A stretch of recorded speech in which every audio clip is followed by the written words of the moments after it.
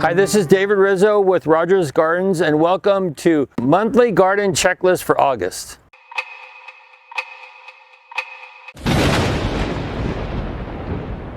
Something that's exciting is coming up. On August 29th, we're doing the Halloween opener. It's one of the biggest events of the year, and the lines are out the door. So we have all the Halloween decorations, all the Halloween stuff. You won't want to miss it.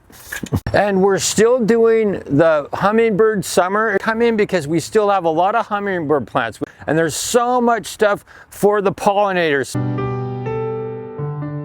These are the vegetables that I'm going to be talking about in August. So the veggies right now that I'm planting, I'm looking at all the summer stuff. I could still do a few cherry tomatoes, but these are the veggies that I'm doing right now. So going through them, some of my favorite tomatoes, sun gold cherry I can do, sun sugar I can do. Right now, if you're doing any tomatoes, don't do any late varieties. The early varieties are gonna be right now. So early varieties I'm doing now, late varieties I do in spring. So big difference with the tomato varieties I'm putting in right now. So sun gold cherry, sun sugar, anything really under 65, 70 days or under, that's what you want. Peppers, I'm still doing peppers because we can have a hot fall. So serranos I'm doing, jalapenos I'm doing, you know, so these are the peppers. And so other veggies I'm doing like the cucumbers, like the patio snacker is a really good one. I'm doing Armenian cucumbers too. I'm doing a lot of Armenian cucumbers right now.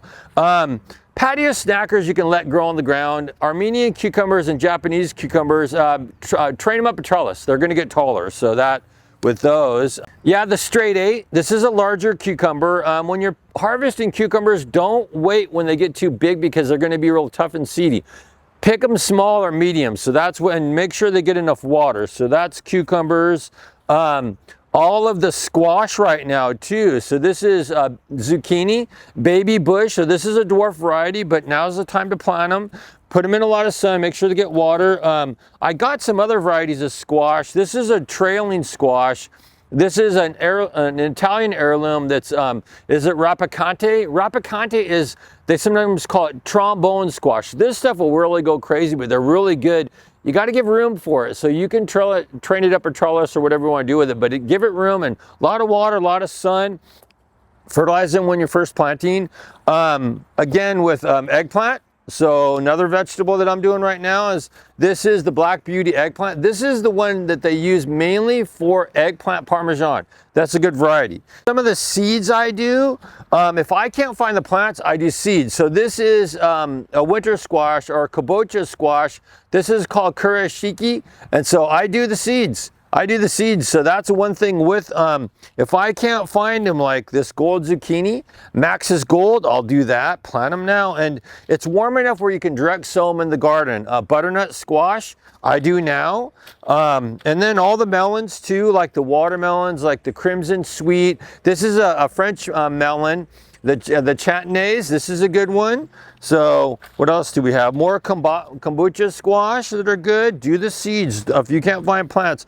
I love the little French filet beans. This is called nickel. These are a bush. I do more bush, but you could do vine, bush. Some other good vine types are like Blue Lake and Kentucky Wonder and all those. But again, with beans, don't harvest them when they're bigger because they're going to be very seedy and tough. Younger, smaller, tender. So that's with nickel. Maxibel is another good one. Here go more into the melons I was talking again about. This is Crimson Sweet, one of my favorite watermelons, good variety. This is a yellow variety called Mountain Sweet Yellow.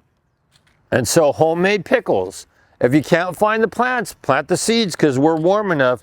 And that pretty much does it for the veggies. So these are the herbs I'm going to be planting in August. So the main one that I'm really keen in right now is basil. So basil is the one that you really want to do right now because we're still warm. So this is Thai basil. So Thai basil is a great one. I love the Thai. This is just sweet Thai. So this is a really good one. I like the little varieties from Italy. This is a little globe type called Fungal Verde.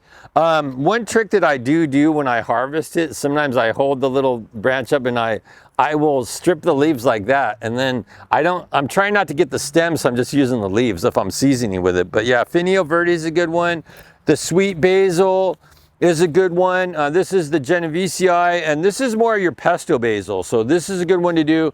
But all the basils, from the mammoth, from the sweet, from the lemon, from the Thai, plant them. Now's the season for them. So that's the basil. So other herbs, all the parsley's I'm doing right now. This is the curly parsley. So flat leaf, curly, all of them. Now's the time to do parsley. Sometimes parsley, if you're in a hot area, put it in partial sun. Lots of water. And not so much heat, not too much full sun for it. Sometimes they get too much heat. Spearmints right now, this is one of my favorites called Kentucky Colonial. This is a really good one. Don't put mint in the ground or your raised beds. It'll take over. Get a little terracotta pot, maybe a 14-inch, put one in there. And then water them, full sun, water. So the thyme is really good right now, the English thyme. This is your traditional drying thyme. So English thyme is good, my favorite. I also like lime thyme. Lime thyme actually makes a little ornamental plant too, which is really good, but lime thyme is good. And then there's French, and there's so many different varieties, but thyme, full sun, good drainage, and don't keep it overly wet, but don't put it in shade. Thyme needs full sun. Rosemary's barbecue, one of my favorites, culinary variety, doesn't get really tall, will get about 3 to 4 feet tall, but I love using this. I love using this in cooking. Like I always strip the leaves, I hold it like this, and I will strip it off the stem and use this, and smell that rosemary, so good. Love fresh rosemary, especially on some of the dishes like potatoes. So rosemary you can do, remember, trailing is ornamental, the uprights are edible, so that's important. English lavender, so this is a really good one. This is Hidcoat, so you could use this in teas, you could use it in anything. Lavender, trim them back in the fall, don't overwater them. Be very moderate with the water. Put them in full sun. If you gotta put them in a pot, cactus mix, more pumice, cactus mix in the ground, but just don't overwater them. So that's with the lavender. French tarragon, it's good to plant right now. Good drainage, full sun, a lot of water, but has to drain. Some of my favorite varieties of herbs for tea. I love lemongrass and lemon verbena, but I love lemon verbena though, because this is such a good one. I love to put the leaves in green tea, so smells so good. And then the lemongrass is going to get bigger, so you got to give them room. Container or the ground, lots of water. So that's with those.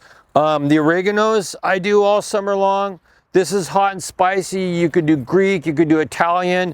A lot of water, full sun. Sage right now too. I like the purple. There's Bergarten, there's all of them. So sage are really good right now. Sage want a lot of water, and just watch them for like powdery mildew. If they get too wet, sometimes they get mildew. So watch the water on them, but now's the time for that. And so that's pretty much the extent with the herbs. And then these are some of the annual flowers that I'm going to be planting for August. So these are all the annuals, and the annuals usually will go for a couple months, but these are the ones that can make it through the heat. So I'm doing the ageratums. Love the ageratums, the good variety. I think this is ageratum blue. I love that one. All the celosias. The celosias, this is called Kimono Mix, so this is a good one. I'm doing the marigolds. I love to put marigolds around the tomatoes, because the marigolds help keep away some of the caterpillars, like the hornworms. They smell the marigolds and they think your tomato plant's a marigold. So that's a good one as a dual crop or a beneficial planting. And then vinca, doing vinca right now. I do treat a lot of the dianthus as an annual, even though they're a perennial and they can come back, but they bloom. So those are your summer annuals so far for the full sun. For the shade, you would do like begonias and different types of impatiens and all that stuff. And that's pretty much extent for the annuals. These are some of my favorite perennials I'm planting right now, and these are the summer lovers. These love the heat, and a lot of them are pollinators too. So I love all the salvias. Salvias are one of my favorite plants. So this variety is called Black and Blue. This is a tall variety from South America, so I love Black and Blue. I really do like the Mystic Spires. So Mystic Spires is a good one. This one will attract the hummingbirds and the bees. Black and Blue will attract the hummingbirds really good. I love this one called Roman Red. Roman Red, the hummingbirds are so after this plant. So I love Roman Red Salvia. And these are the annuals. So Cyrus or Victoria Blue, these are the annuals. So one thing that people get them confused, the annuals usually have a skinnier leaf and the perennials have a wider leaf, but there's so many good salvias that we're getting in, like Greggii and Chiapensis and Waverleys and all of them. I love them for the hummingbirds. So that's one thing, the salvias I love. So this is called Agastache. So I love the Agastaches. This is dark blue. There's orange varieties, but the hummingbirds love the Agastaches. They don't get as tall, maybe 1.5 feet, 2 feet. So great little perennial for the hummingbirds, Agastache. So another perennial that I like is I love the Echinaceas. This is a purple variety called Powwow Wildberry. This is a good one. This is called Guatemala Gold. So this is a new variety. I have never seen this gold one before, but sometimes I like to clean them up. And remember with the Echinaceas, mark them where you plant them because they go into a hard dormancy and people think they died and they take them out. So mark them where you plant them because they go very dormant during the winter time. So love all the Echinaceas. This is a white variety and this is Prairie Blaze Green. So it's like more of a whitey green, I guess. So good variety. Some of the other perennials, I love the yarrow. So the Achillea or the yarrow. So there's yellow varieties. There's some that are native. There's some that aren't but I love the yarrow. So great little perennial for the butterflies. So this is a butterfly, Echinaceas, butterflies. And then you have more flowers. I love the pentas too. The pentas or the star cluster flower. This is a variety called Sunstar Pink. These are some of the proven winter ones. So Sunstar Pink, these make such good pollinators. The bees like them, the hummingbirds like them, and these get very bushy to about 2 feet tall to 3 feet tall. They can take some shade, but they would like sun and regular water. But love the pentas. Pentas are great. And we're getting my other favorite little perennial, this Craspedia. And so the little yellow flower, this is just a great perennial with the yellow blooms, but love that plant. The lantana. And getting some really good lantanas. We're getting a lot of dwarf lantanas, so love the lantanas. Lantanas as a perennial are probably the most heat tolerant. I've seen these in areas way over 100, still blooming, still growing. They do go dormant in the wintertime and you light clip them back, but great plant. Loved all the lantanas. My other favorite plant, I love the Kufiyas. The Kufiyas, the cigar plants. This is one of the really top hummingbird plants. The hummingbirds love these. One of my favorite varieties is another proven winter selection, and this is Vermillionaire.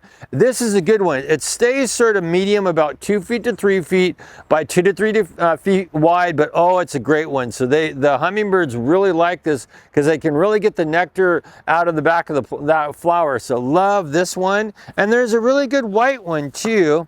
Love the white. The white variety is really good. So another perennial that I like, and this is your popcorn plant. So this is a variety of cassia. They get the yellow flowers on them, but the leaves sort of have that popcorn or that butter smell to them, like margarine. So really good. So that makes up some of the perennials, mainly the ones I'll cross them into pollinators and all that, but great for summer.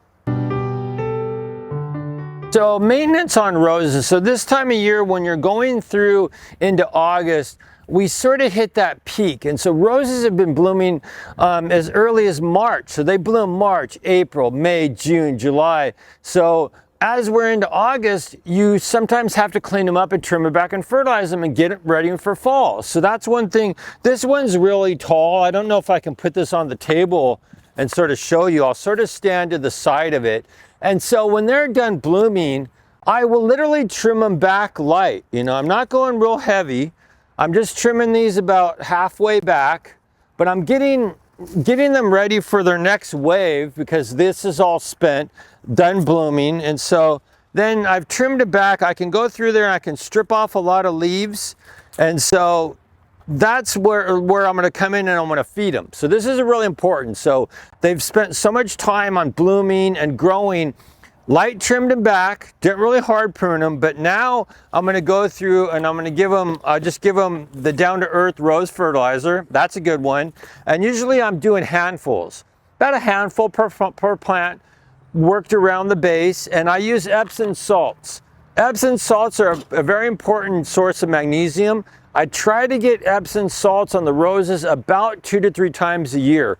I'll do a spring, I'll do a summer, and I'll do a fall, but not that much, maybe a half a handful. I mix it in with the fertilizer and I always water really good afterward. And so then that gets these ready for as we go more into like September, October, so they really will give you another bloom cycle again. So maintenance on fruit trees, and so mainly this time of year, a lot of your fruit trees are almost done. Like some of the peaches and nectarines and apricots have already produced, and so they're almost done. You have other fruit trees that are still going to go, like the persimmons and the figs and the plums are getting more into like the fall. But the main thing I always like to talk about is I usually try to get in a really good feeding with the stone fruits. So the stone fruits I like to really feed at least 3 times a year. So peaches, plums, nectarines, apples, all of them, apricots, all of them. I like to try to get a good feeding in spring, summer, fall. So if you haven't fed them in June or July, go through and feed them. So a lot of with the stone fruits, I'm just going to go through and I'm going to use like the fruit tree food. This is a good one. I like the down to earth fertilizers because they're really good. It's just a good fish meal based fertilizer. So I love using that. It's a good calcium source. So I will go through and I feed them. And when I feed them, it's about a half a handful to a handful around the tree. As the trees get older, I go away from the trunk. I don't go right against the trunk, so it's very important. They sometimes call it the drip line. So as trees get established, start to water out farther for the feeder roots and fertilize out farther. And after, when you fertilize, work it into the soil around it and water good afterward. Another good product that I like using are the compost tea. These are from Malibu, so I just use like the all-purpose compost tea. And so this, I just steep it in a 5-gallon bucket for a day or two and I aerate it. I like to water in because this has a lot of nutrients in it because it's basically the compost in here. So when you're steeping it like sun tea. Just put the container or the bucket in a warm area so it steeps. So that's important if you haven't fertilized them. Now I do feed them because I don't really feed them as much as we go into fall. So I'll do in August, I might do in October, but mainly I really want to feed the fruit trees that have just produced. That way I get some energy in them and some nutrients because they spent all that energy on fruiting. Another thing a lot of people ask me is, as we go into later summer, I do like to trim some of them down if they're getting too tall, especially peach, nectarine, and apricot. So those, if you're getting those long whips or they're getting really tall, I'll cut them in half.